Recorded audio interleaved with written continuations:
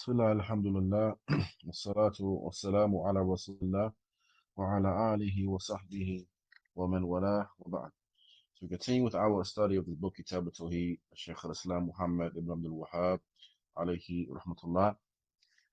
And we are still within the same chapter regarding the virtue of, or rather, whoever actualizes Tawheed enter into paradise without any record. And we are in the hadith, which is perhaps the crux of this particular chapter. In the last sitting, we went into a portion of the narration. As we ended off the lesson, we explained how some of the ulama, they consider these narrations to be two different narrations. Some of them consider it to be three narrations in one, two hadiths and one athar. And as we want to see from the explanation of Shaykh Ubaid, and that which we cover this evening, and it's not a big to-do regarding the issue from a hadith standpoint. However, it is an interesting point that we'll point out in this place, inshallah. But just as a recap, in the last sitting, we discussed what comes on the authority of Husayn ibn Abdul Rahman, who said, كنت عند سعيد بن جبير, I was along with Sa'id ibn Jubair, وقال أيكم رأى الكوكب الذي انقضى البارحة. He said, which one of you saw the shooting star that had come last night? And so I said, the narrator said, أنا. ثم قلت, and I said thereafter, أما إني لم أكن في صلاة. As for myself, I did not see it because I was in prayer. I did not see it because I was in prayer. ولكني لددت, but I was stung. I was stung by a poisonous scorpion. قال فما صنعت. And so Sa'id ibn Jubair said, what did you do? Meaning on the occasion of being stung by the scorpion. قلت ارتقيت. I said that I had ruqya performed upon myself. قال فما حملك على ذلك. And so I said, what prompted you to do this? قلت, I said, حديث حدثناه الشعبي. He said, or I said, that it was a narration that Sha'bi narrated to us. قال وما حدثكم. And he said, what did Sha'bi narrate to you? قلت, I said, حدثنا عن بريرة ibn Husayb أنه قال. I said that he narrated to us on the authority of Burayda ibn Husayb that he said, لا رقية إلا من عين أو حمة. There's no ruqya except from al-ayn, the evil eye, or huma. Huma, yani ulama have stated it is in reference to being stung or bitten by any poisonous animal, whether it be a spider, a snake, a scorpion, or other than it. This is huma. قال وقد أحسن من انتهى إلى ما سمع. And so Sa'id said, he who stops at that which he has heard has done well. He who stops at that which he has heard has done well. So here we have the athar, which is the qissa regarding Husayn ibn Abdul Rahman and the conversation between him and Sa'id ibn Jubair. And then we have the hadith that comes inside, the first hadith that comes inside of that, and that is La ruqyata illa bin aynin or humatin. There's no ruqya except min ayn or huma. Hadith of the Messenger of Allah alayhi salatu wasalam. But then we have, and what we'll cover this evening, the second hadith. The second hadith that comes here, as we're going to see, inshallah ta'ala. And so Sa'idi said that he who stops at what he has heard has done well. ولكن, however, حدثنا ابن عباس. Abbas narrated to us, and the Nabi sallallahu alayhi wa sallam, أنه قال, from the Prophet alayhi salatu wasalam, that he said, عرضت علي الأمم. The nations were presented to me. ورأيت النبي ومعه الرهب. And I saw the Prophet having a group of 3 to 9 along with him. والنبي ومعه الرجل والرجلين. And I saw another Prophet having along with him a man or 2 men. والنبي وليس معه أحد. And I saw another Prophet not having anyone along with him. رفع لي إذ رفع لي سواد عظيم. And then a large group was raised up for me.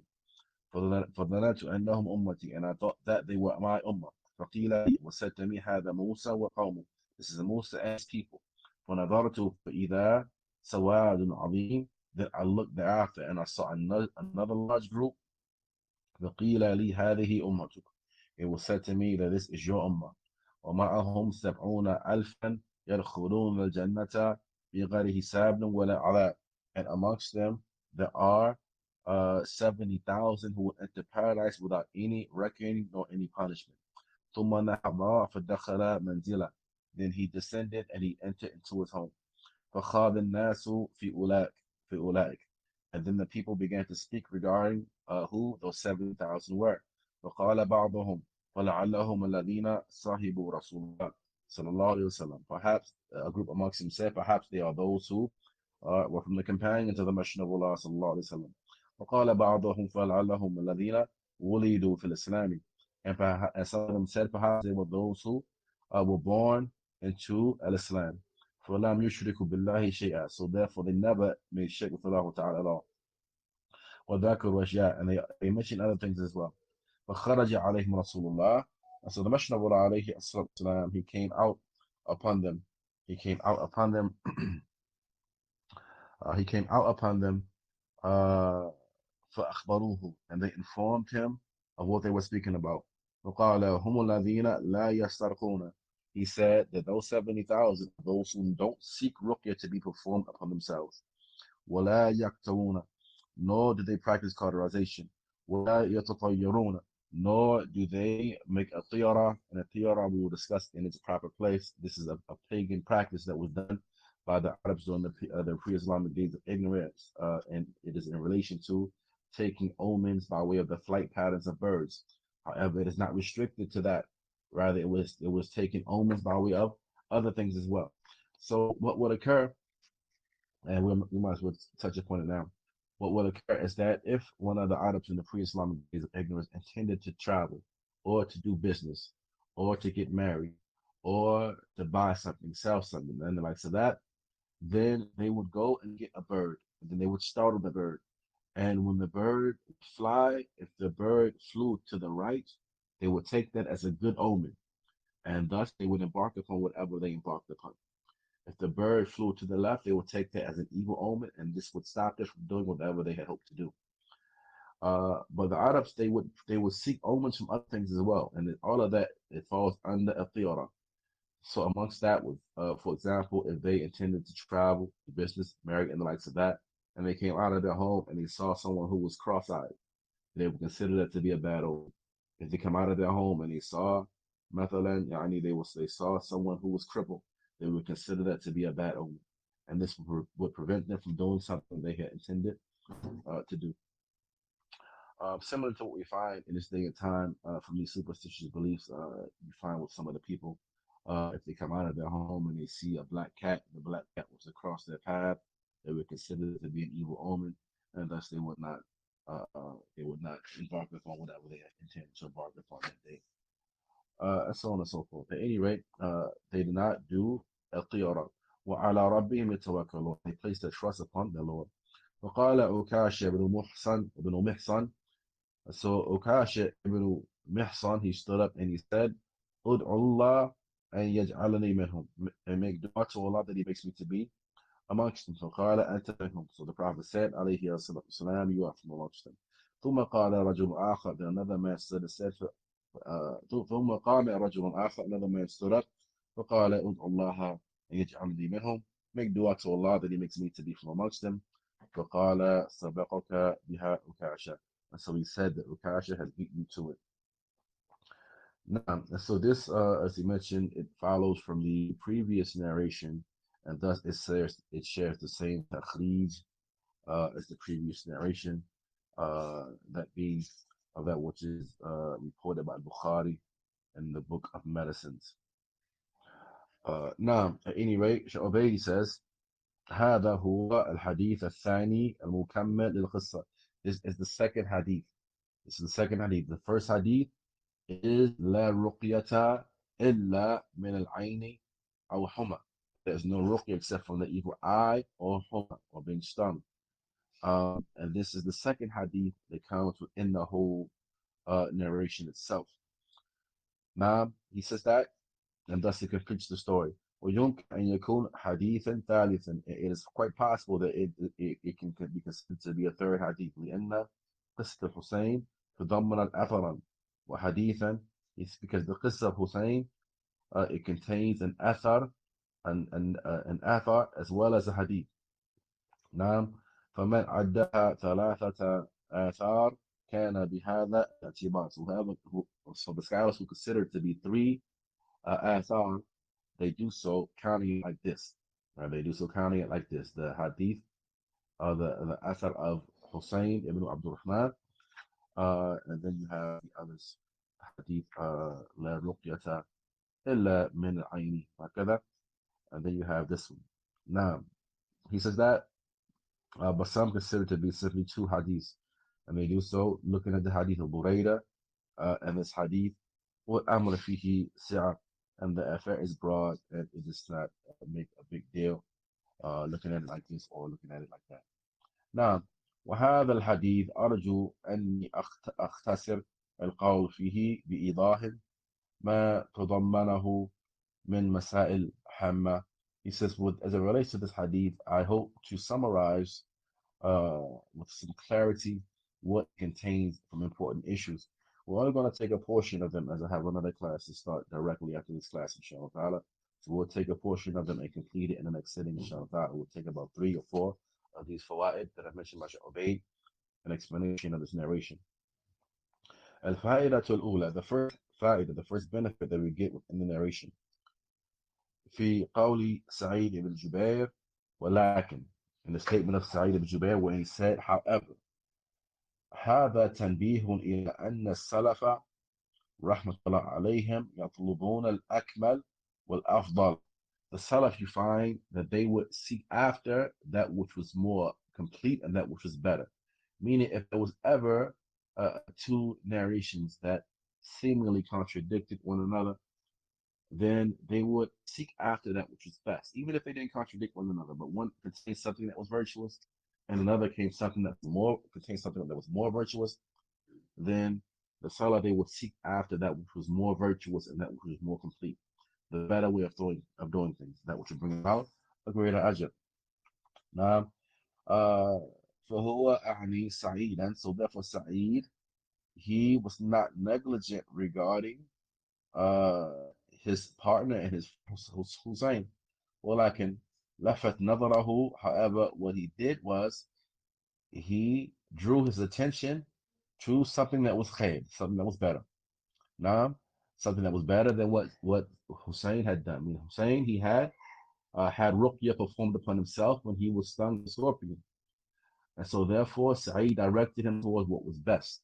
And that was not to seek ruqya out, based upon this hadith of the Prophet ﷺ, in which it contained mention of the 70,000 who will enter into paradise without any reckoning or any punishment.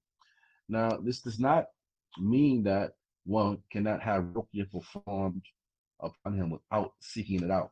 If someone were to perform ruqya upon you because they know that you needed it and you didn't seek it out, then there is still a possibility that you would enter into those 70,000. Now, but we're simply speaking about those who seek it, those who go and seek out ruqya, because when you seek out ruqya, this would bring up, along with your seeking it out, slight deficiency in your tawheed. Why? Because you will be somewhat reliant upon the raqi to cure you by the permission of Allah Ta'ala. You'll be somewhat reliant upon the raqi to cure you. And if whatever the raqi recites upon you does not work for you, there will be a level of disappointment in one's heart. Not? So therefore, it would bring about a certain level of deficiency, meaning it would remove the completion, the perfection of your tawheed. Because from the perfection of your tawheed is total trust and reliance upon your Lord, without giving any human being or anyone else a share in that whatsoever. Now again, if someone knows that you need ruqya and they were to come and perform it upon you without you seeking it, then it does not affect the perfection of your tawheed. And I hope this is clear. However, so this is why Sa'id ibn Jubair, he was directing him towards what was best, because it would bring about the perfection of one's tawheed, if they were to act upon what has come in the second hadith. Now, وهكذا فإن هذا متوافر عن السلف. This is something which you find often from the Salaf, سواء في الناحية العملية أو في ناحية al-ilmiya, whether it may be in actions or whether it may be in knowledge-based affairs. They will seek out what was best. And from the examples of that in actions is what we have in this narration. Now, the affair of seeking ruqyah to be performed versus not seeking ruqyah to be performed.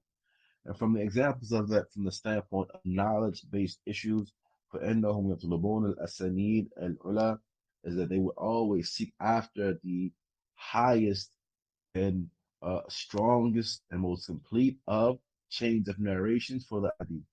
They will seek out the most authentic of them, being narrated from the most trustworthy, reliable narrators, now having the strongest of chains and so on and so forth.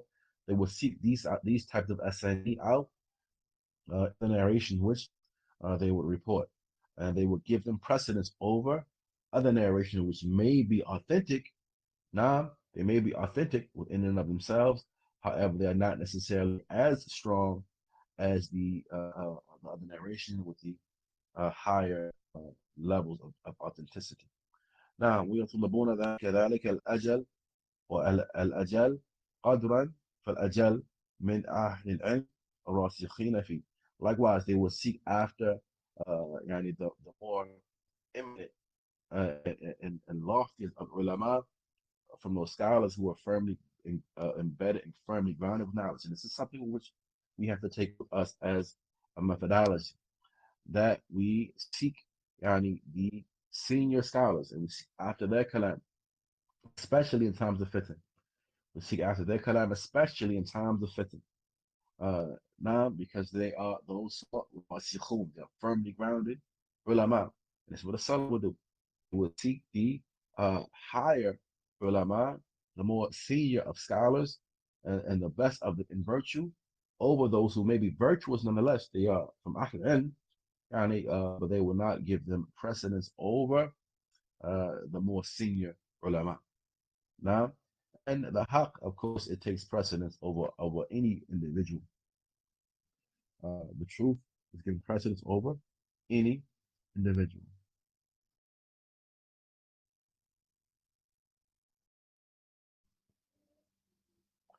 Now, at any rate, الفائدة الثانية, the second فائدة, the second benefit, في عرض الأمم على رسول الله صلى الله عليه وسلم. وهذا العرض اختلف أهل العلم في وقته, concerning the presentation of the Ummah to the Messenger of Allah alayhi salatu wasalam. And this presentation of the nations, the scholars differ regarding when did it occur. When this presentation occurred. فمنهم من قال إنه ليلة الإسراء, amongst those who said that it took place upon the night of the night journey of the Messenger of Allah alayhi wasallam. ومنهم من قال غير ذلك, and amongst those who held other opinions besides this. ولم نجد حتى الساعة مراجعا, and up to this time, Shaykh Ubaid is saying, up to the time in which he wrote these words, he was not able to find a preponderant viewpoint, and which viewpoint is stronger, that it occurred this time or that time. Now, he says that وَلِهَذَا فَإِنَّا نَقِفْ حَيْث أَوْقَفَنَا النَّص. Based upon this, we stop where the text have stopped us. We stop where the text have stopped us, meaning that we say that it occurred. As for when it occurred, Allahu Ta'ala a'lam.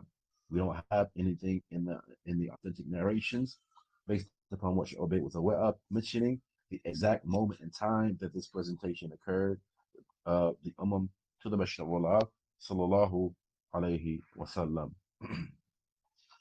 Now, and so he says that فإن النبي صلى الله عليه وسلم أخبرنا أنه عرضت عليه الأمم, because he informed us that the nations were presented to him. ولم يذكر متى كان ذلك, but he did not mention when did this presentation occur. فيبقى الوقت عندنا مسكوتا عنه. So therefore the time, the exact time, remains something which has not been mentioned.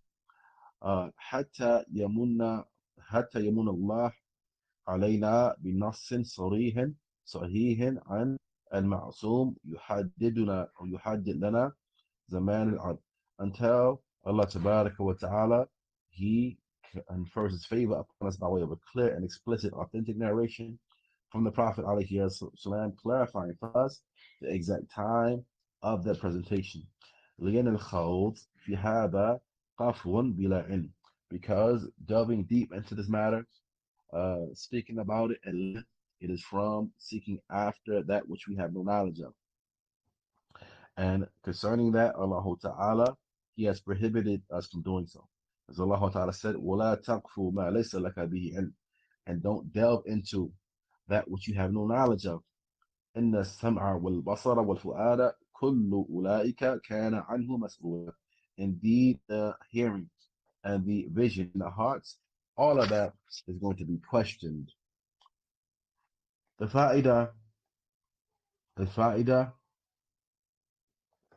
الثالثة, the third benefit, فيما رآه من أمة موسى, is from that which the Prophet ﷺ saw from the Ummah of Musa, that which he saw regarding the Ummah of Musa.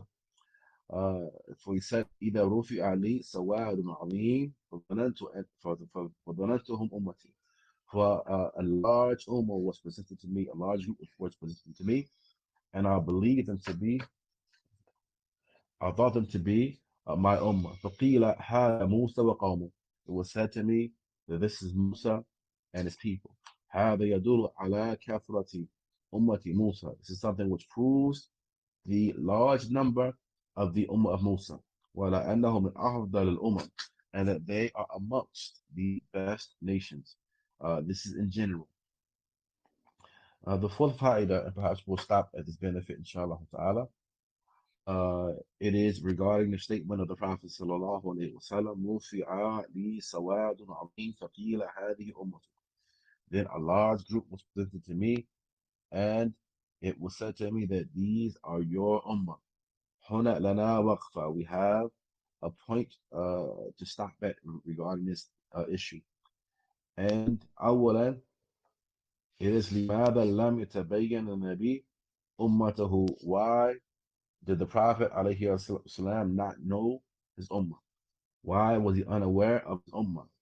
For he said in the narration, ظننت, that I thought, I was under the assumption that they were my ummah. And we know that the Prophet ﷺ, he will know his ummah by way of al-gurra wa tahjir, yani the white blazes upon their hands and feet, and the white blazes upon their foreheads. And this is from the effects and the traces of the wudu.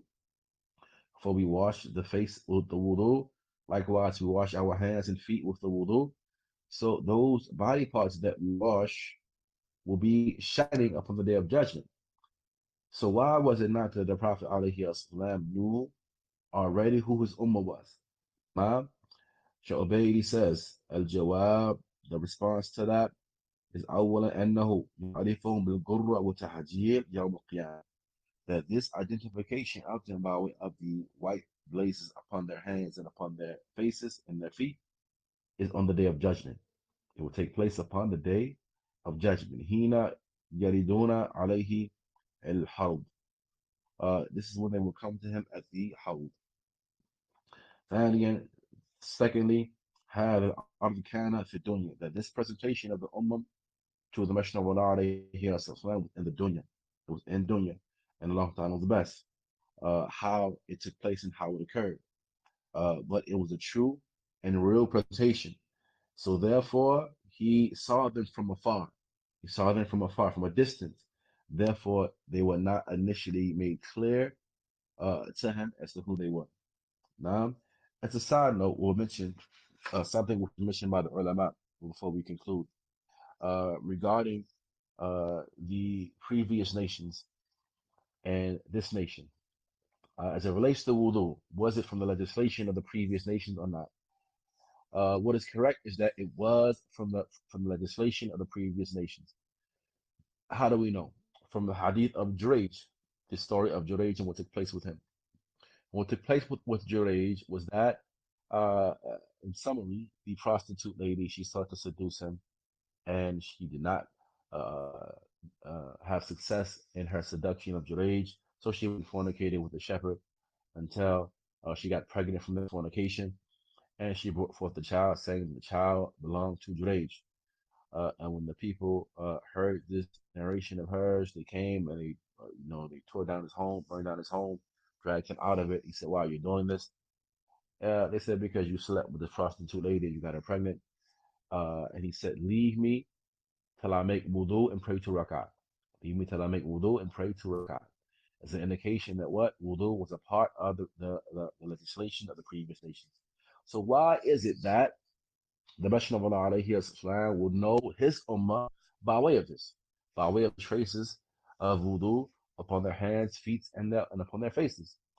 The ulama, they say this is because those who do something the most become known for that thing, even if others besides them do it. Even if others besides them do the very same thing that they do. So the Ummah of Muhammad alayhi salam, we do it more than the previous nations. We perform wudu and ablution more than the previous nations. So therefore, it will be a distinguishing characteristic of ours on the day of judgment by way of which the Prophet alayhi salam identifies his Ummah. Allah Ta'ala is best. We'll conclude here, inshallah ta'ala. But I believe a few questions come through. Um, no. Now, Jazakallah khair wa nafa bikum. Allah. Inshallah, there were some few questions that came through. I don't know whether you permit maybe one or two Tamam. questions. We'll take a couple of them, inshallah. Okay. Khair, Let me khair. read them, sure. Should I read them out or Okay. No, I read them. Okay, we have this first no? one. It says, should a Salafi student of knowledge who gives da'wah to a group of brothers, and these brothers are responding by the permission of Allah, should the Salafi leave them and move to another place where Salafis are much more plentiful? Barakallahu feekum, jazakumullahu khaira, wa jazakum khaira.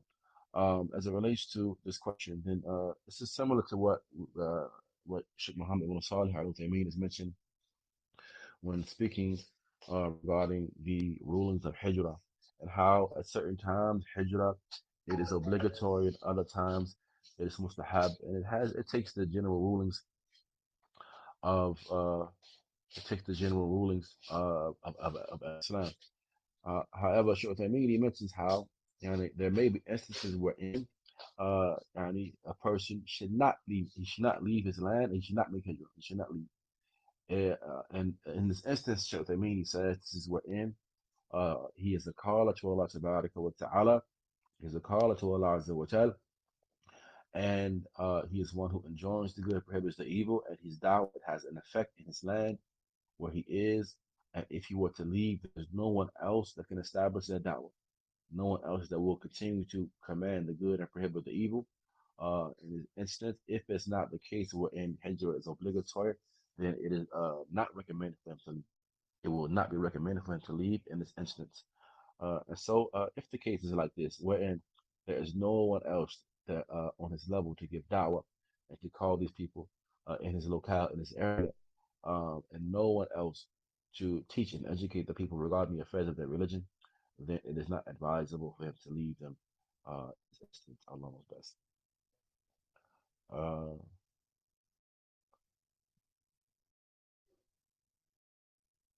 and we'll suffice with this for this evening, as the other questions they are quite detailed, and inshallah, perhaps you can put them to Sheikh Saigana, or either if you save them, then my next meeting we can answer them inshallah. Allah knows best. هذا وصلى الله وسلم وبارك على نبينا محمد وعلى آله وصحبه أجمعين. السلام عليكم ورحمة الله وبركاته.